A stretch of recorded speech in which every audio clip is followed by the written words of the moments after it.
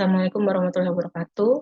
Eh, Hari ini kita kuliah tentang kewirausahaan, mata kuliah kewirausahaan.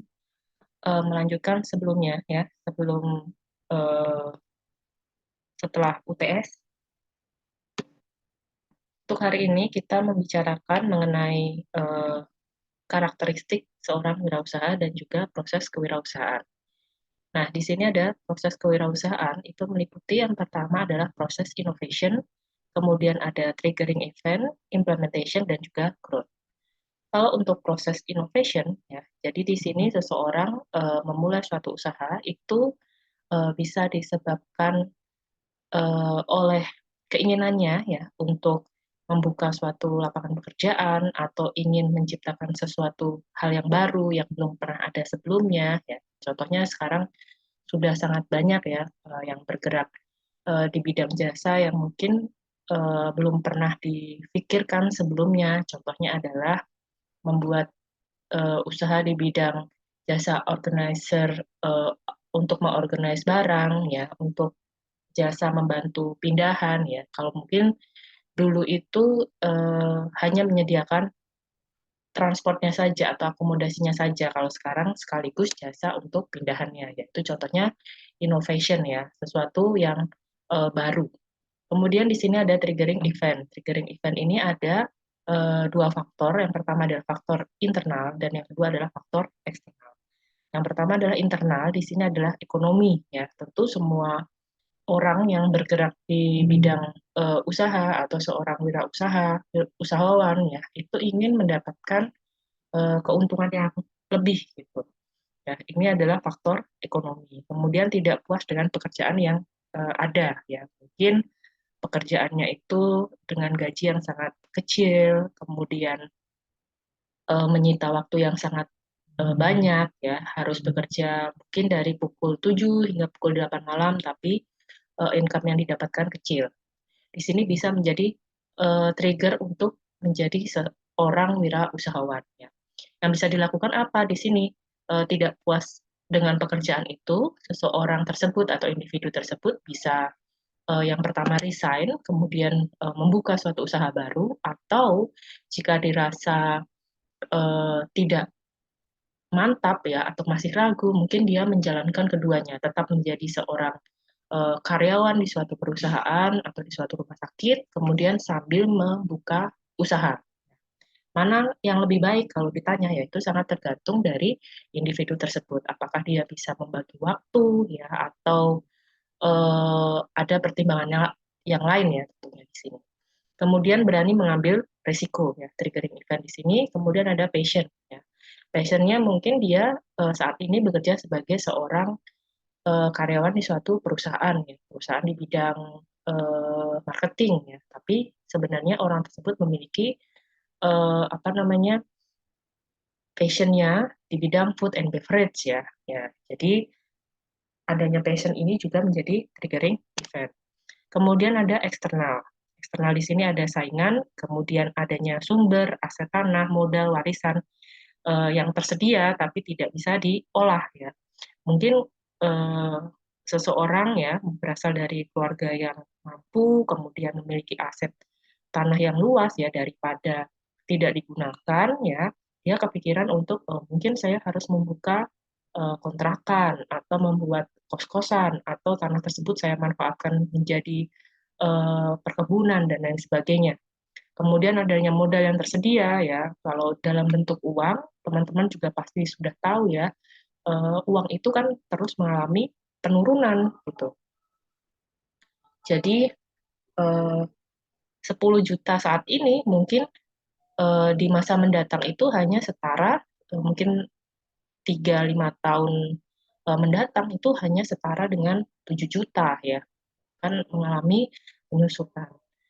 Kemudian mendapatkan pelatihan ya. Ini bisa dari kuliah ya, bisa dari eh, pekerjaan ya. Kadang suatu perusahaan itu ya memberikan eh, apa namanya pelatihan pada karyawannya untuk bisa mandiri dan lain sebagainya. Atau teman-teman juga bisa mengikuti pelatihan baik yang berbayar ataupun tidak berbayar ya. Kalau tidak berbayar contohnya dari internet ya, atau mungkin yang disediakan dari eh, dinas pelatihan yang ada di setiap kota ya. Eh, Misalkan kalau di Kota Bekasi itu yang saya tahu ada pelatihan menjadi penjahit, menjadi pelatihan untuk bengkel, ya, memasak dan lain sebagainya itu bisa diikuti oleh semua orang secara gratis ya. Jadi banyak sekali pelatihan yang teman-teman bisa ikuti gitu. Baik yang berbayar ataupun tidak berbayar. Mungkin yang berbayar itu lebih profesional ya. Kemudian adanya kebijakan pemerintah ya. Kalau saat ini eh, banyak sekali yang kebijakan pemerintah itu yang mendorong untuk membuat suatu usaha atau sangat berpihak kepada UMKM ya. Dan teman-teman juga sudah sangat tahu ya support pemerintah itu sangat besar untuk UMKM. Kemudian adanya kemudahan kredit ya, diberikan pinjaman dengan modal yang eh, dengan apa? Dengan bunga yang sangat kecil ya. Itu juga menjadi suatu triggering ya kalau ingin melakukan usaha ya. Kita dikasih modal dengan bunga yang kecil ya, siapa yang nggak mau gitu. Kemudian adanya bantuan, ya ini juga banyak dari pemerintah itu yang memberikan dana cuma-cuma yang perlu dilakukan hanya membuat proposal yang bagus, kemudian targetnya jelas, kemudian konsepnya jelas, marketingnya juga jelas, sudah ready secara keseluruhan itu bisa didanai oleh pemerintah. Jadi banyak sekali apa namanya program-program yang ditawarkan. Kemudian adanya relasi, ya mungkin teman-teman ini punya eh, saudara atau keluarga yang di luar negeri ya, yang bisa menjadi ini contohnya ya menjadi apa relasi untuk membeli suatu barang yang branded ya, atau mungkin teman-teman keluarganya memiliki usaha ya, ini bisa menjadi suatu relasi. Nah, oh ya untuk kehadiran hari ini saya buka di LMS ya, mulai pukul 13 sampai pukul 14. Silahkan diisi kehadirannya, jangan lupa. Kemudian di sini karakteristik seorang wirausaha berdasarkan Scarborough dan Thomas Simmerer. Ya, di sini eh, yang saya kutip, yang pertama adalah harus bertanggung jawab ya, desire for responsibility. Bertanggung jawab di sini artinya bertanggung jawab menjalankan usahanya. Ya, kalau teman-teman memiliki suatu usaha ya, kemudian ada pegawainya ya, teman-teman sebenarnya harus berterima kasih karena mereka memilih bekerja di tempat eh, saudara gitu atau di tempat teman-teman gitu. Mungkin dia memiliki pilihan yang lain, tapi tetap memilih bekerja di tempat yang teman-teman punyai gitu. Nah, di sini tentu eh, pekerja itu ya menjadikan pekerjaan yang mereka miliki itu sebagai income yang utama ya. Jangan sampai nanti teman-teman menjalankan usahanya ngot-ngotan 1 sampai 2 bulan itu tutup ya. Kan eh, banyak orang yang bergantung ke kita. Kemudian di sini ada risiko moderat. Risiko moderat ini adalah risiko yang diambil dari kecil sampai yang besar ya. Itu harus ada eh, pertimbangannya ya. Jangan tidak mendadak mengambil suatu risiko yang besar tanpa perhitungan terlebih dahulu. Ini risiko seperti ini ya, itu biasanya seseorang bisa sangat mahir kalau sudah sering jatuh bangun atau sudah ada pengalaman. Kemudian percaya diri dengan usaha yang dilakukan ya, confident in their ability to success ya. Kalau dia tidak percaya diri terhadap usahanya, tidak percaya diri dengan kemampuannya ya, gimana seseorang itu bisa sukses ya. Kemudian ada umpan balik segera. Apa yang dimaksud umpan balik di sini? Misalkan ya, ini contohnya adalah seseorang atau suatu individu itu membuka suatu kontrakan ya. Umpan balik yang diharapkan itu adalah, oh ternyata dalam 3 bulan setelah dibuka peminatnya sangat banyak ya, atau peminatnya sangat dikit. Jadi ada umpan balik di situ. Nah, yang harus direview ya atau harus dievaluasi adalah apa yang terjadi, apa yang akan dilakukan jika ternyata sepi. Ya, itu harus ada umpan baliknya atau menjalankan suatu waralaba atau franchise. Kemudian dalam 3 bulan seperti apa? Apakah sangat laku ataukah biasa-biasa saja ya? Itu harus dievaluasi ya. beberapa bulan ke depan apa yang harus dilakukan. Apakah tetap menjalankan usaha tersebut atau berpindah ke usaha yang lain. Kemudian ada semangat dan kerja keras ya, tentu tidak mungkin seseorang itu sukses tanpa adanya kerja keras ya. Kecuali memang sudah kaya 7 turunan ya, atau 11 turunan ya, mungkin bisa saja. Kemudian orientasi ke depan ya, future orientation harus sudah punya pemikiran ya, atau planning ke depannya apa yang akan dilakukan usahanya ya, tentang usahanya tersebut apakah akan diperluas, membuka cabang, atau mungkin hanya fokus di cabang itu tapi diperbesar usahanya ya. Itu sangat tergantung dari eh, faktor internal dan eksternalnya. Jadi harus memang benar-benar dievaluasi dan di planning dengan baik. Kemudian terampil berorganisasi. Terampil berorganisasi di sini artinya seseorang itu tidak mungkin bisa menjalankan suatu usaha jika dia tidak terampil berorganisasi ya. Nah, ini contohnya usaha yang bisa dilakukan ya. Mungkin seseorang yang sudah bebas secara finansial bisa melakukan memilih pekerjaan yang sesuai dengan passionnya. Contohnya seperti pelukis. Yang pelukis itu bisa berdasarkan passion, juga bisa berdasarkan faktor ekonomi ya. Memang jika dia uh, ahli di bidangnya atau peminatnya sangat banyak, mungkin dia bisa fokus di situ. Atau yang sudah bebas secara finansial ya, dia bisa menjalankan atau melakukan hal tersebut tanpa adanya ketakutan secara ekonomi. Ya.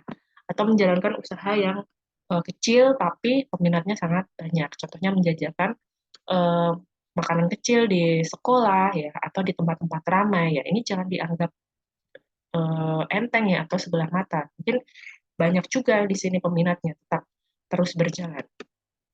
Kemudian ini contohnya jasa membersihkan rumah ya. Ini sekarang banyak banyak diminati ya karena kesibukan seseorang bekerja. Contohnya kalau di Jakarta itu kita pagi ya sampai malam itu kerja terus gitu. Kapan lo sempat apa beberes gitu ya. Jadi kita gunakan jasa-jasa seperti ini atau mengorganize barang ya, atau eh, jasa pindahan dan lain sebagainya. Nah, ini yang harus teman-teman ingat, faktor keberhasilan dan kegagalan wirausaha. Yang pasti adalah kalau teman-teman berani mencoba suatu usaha baru, peluang gagalnya itu adalah 50%. Tapi kalau teman-teman tidak mencoba sama sekali, berarti sudah eh, dipastikan 100% teman-teman itu gagal. Jadi kalau punya suatu apa namanya planning ya, eh, membuka suatu usaha ya, coba jalankan dulu aja ya. Nanti sambil belajar, sambil mencari pengalaman ya, karena tidak mungkin langsung sukses ya. Makanya berani mencoba di sini 50% itu gagal, tapi kalau tidak berani mencoba maka 100% itu gagal. Kemudian faktor keberhasilan yang mempengaruhi kewirausahaan, ini saya kutip dari Hidayat ya. Di sini ada variabel situasional ya, contohnya status pendidikan. Kalau memang eh, basic pendidikannya itu di bidang bisnis atau di bidang marketing dan lain sebagainya, itu pasti mendukung ya untuk menjadi seorang wirausahawan. Kalau teman-teman, ya saya kan bidangnya kesehatan, itu gimana? Ya tetap bisa, teman-teman bisa menempuh pendidikan baik yang formal ataupun non formal atau berdasarkan pengalaman ya, sudah pernah menghandle usaha orang tuanya ya, atau mungkin sambil bekerja sambil eh, berjualan ya, atau menjalankan usaha itu nggak harus jualan sih sebenarnya. Teman-teman bisa menjadi konten kreator, bisa menjadi editor buku ya, kemudian bisa eh, menyediakan jasa dan lain sebagainya. Kemudian faktor latar belakang ya, support orang tua, tentu kalau mendapatkan support dari orang tua dan keluarga itu bisa menjadi faktor keberhasilan. Kemudian ada variabel kepribadian ya. Di sini tentu harus mandiri, walaupun mungkin menjalankan usaha dari orang tuanya ya, tapi kalau tidak mandiri ya, tidak eh, apa, tidak bekerja keras ya, pasti tidak akan berhasil. Kemudian seorang wirausahawan itu harus toleransi terhadap perubahan. Maksudnya seperti apa ya? Kalau ada apa suatu perubahan, dia harus bisa beradaptasi. Kemudian citra kewirausahaan itu adalah perspektif yang muncul dari suatu usaha ya atau wirausaha. Kemudian ada conviction and career preference ya, orientasinya pada karir. Kemudian ada faktor lingkungan juga dan niat menjadi wirausaha. Kalau memang eh, dia tidak memiliki niat menjadi wirausahawan ya, karena menjadi wirausaha itu kan harus bisa menghandle SDM ya, bisa mengatur keuangan, bisa membuat planning, bisa membuat melakukan evaluasi. Kalau memang tidak ada di situ ya, kalau memang oh saya ternyata kemampuannya itu hanya sebagai karyawan, bisa nggak? Oh, ya, bisa aja, nggak apa-apa gitu. Nah, di sini ada faktor kegagalan. Yang pertama adalah tidak kompeten ya. Sebenarnya seseorang itu tidak ada yang nggak kompeten ya. Kalau mau belajar pasti kompeten ya. Semua itu bisa dipelajari. Kemudian tidak berpengalaman mengelola SDM dan operasional. Tidak bisa menghandle orang banyak ya. Kan pasti punya karyawan ya, tapi tidak bisa mengelola. Kalau misalkan ada yang satu yang eh, berbuat curang, kemudian eh, memprovokasi temannya yang lain untuk mogok kerja dan lain sebagainya. Kalau memang tidak punya skill mengelola SDM ya, itu pasti akan berantakan, akan sangat kewalahan ya. Mungkin mengambil keputusannya, oh orang yang seperti ini harus diberikan eh, apa namanya hukuman atau harus dipindahkan ke tempat yang lain dan lain sebagainya. Kemudian tidak berpengalaman mengelola operasional ya, tidak tahu nih jalannya dari hulu ke hilir ya. Jadi kalau teman-teman hanya bisa memodali saja tapi nggak tahu jalannya suatu perusahaan ya bisa jadi teman-teman dicurangi oleh orang lain ya. Jadi harus benar-benar memahami apa yang dijalankan. Gitu. Kemudian tidak dapat mengatur keuangan. Ini juga menjadi suatu godaan ya kalau misalkan pendapatannya sangat besar kemudian tidak bisa membagi uangnya itu membedakan ya antara yang pribadi dengan yang uang usaha gitu ya jangan dicampur adukan ya jangan nanti gali lubang tutup lubang oh mungkin saya pinjam dulu bulan depan diganti nggak bisa seperti itu jadi harus benar-benar dipisahkan antara uang pribadi dengan uang operasional atau uang yang ada di perusahaan. Kemudian kesalahan perencanaan. Kesalahan perencanaan di sini eh, teman-teman sebenarnya kalau usaha tersebut sudah besar ya, teman-teman bisa meng-hire orang-orang yang ahli di bidangnya ya.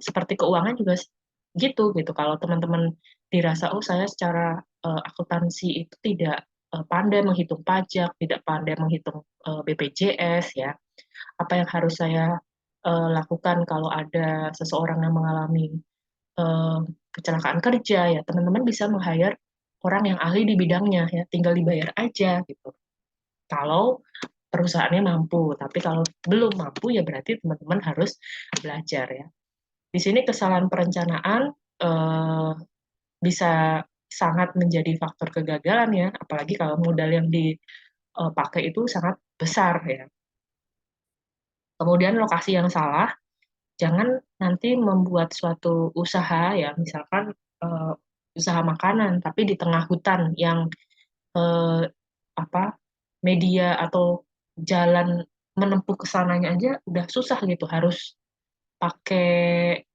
mobil yang apa bannya besar-besar gitu kalau mobil biasa nggak bisa masuk gitu ya siapa nanti yang mau beli kecuali tempat itu memang viral ya jadi menentukan lokasi itu juga sangat berpengaruh ya. Jangan di lokasi-lokasi yang kalau di beberapa tempat itu kan ada yang tidak boleh parkir ya. Gimana orang mau beli ya? Walaupun mungkin solusinya sekarang lokasi itu ada yang mengatakan berpengaruh, ada yang mengatakan tidak berpengaruh. Kenapa? Karena eh, banyak yang sekarang itu jualannya online ya. Jadi bisa di mana aja sebenarnya.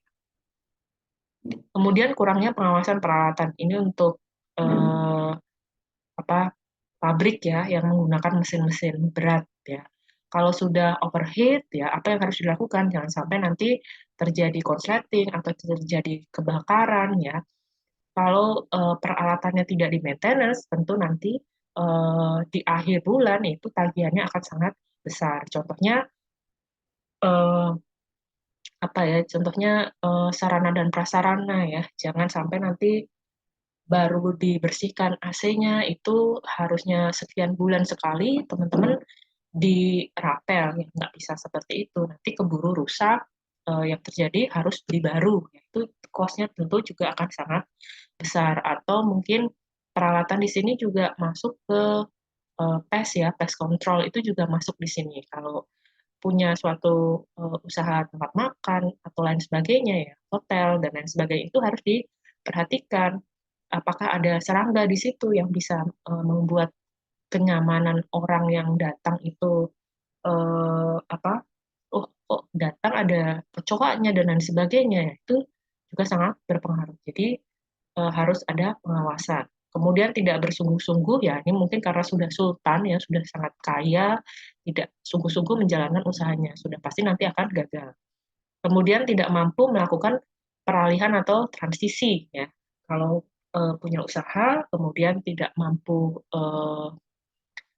membuat usaha yang lainnya atau eh, membuka cabang ya, itu juga sangat berpengaruh ya di sini. Harus disesuaikan dengan eh, keadaan atau lingkungannya. Nah, usaha yang gagal adalah usaha yang tidak dimulai. Jadi, untuk tugasnya, nanti teman-teman silakan satu kelas dibagi menjadi 5 kelompok, bebas siapa saja.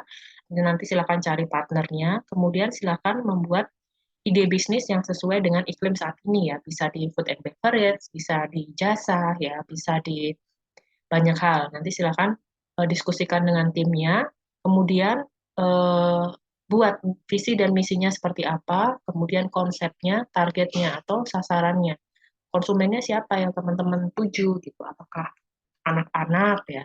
Misalkan ingin membuat usaha desain atau pesta anak-anak ya, siapa targetnya, kemudian cara marketingnya seperti apa. Nanti silakan disusun di dalam PowerPoint, cukup 5 slide saja. Kemudian untuk pengumpulannya silakan dilakukan di LMS, paling lambat adalah tanggal 3 pukul 10, 3 Desember pukul 10 ya. Jangan lupa jadi silakan isi kehadiran dan juga nanti untuk tugas silakan langsung diupload di situ dalam bentuk PPT ya. Untuk filenya tidak perlu dikonvert di PDF, cukup di PPT saja. Oke, sekian terima kasih untuk perkuliahan hari ini. Semoga bisa belajar hal baru dan semoga bermanfaat. Saya akhiri. Wassalamualaikum warahmatullahi wabarakatuh.